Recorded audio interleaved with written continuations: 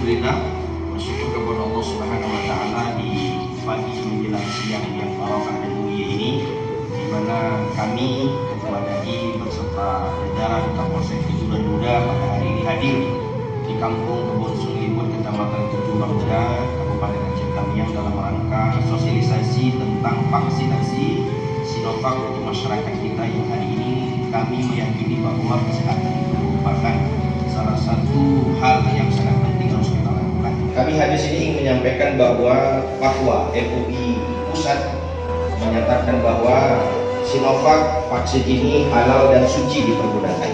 Kemudian MPU Aceh sesuai dengan tausiah mengeluarkan fatwa MUI nomor 2 katakan bahwa Sinovac juga ini harus disosialisasikan ke masyarakat kita karena memang dalam kondisi di mana kita sedang mengalami wabah.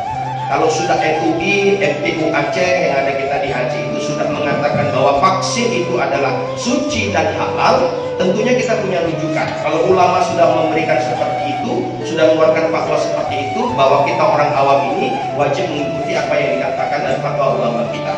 Ini saja barangkali yang dapat kami sampaikan.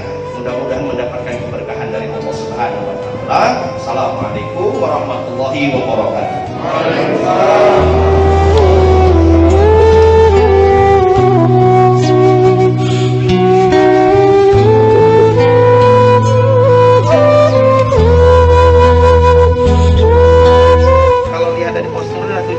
Ya, 74 tahun nenek saya vaksin 2 kali.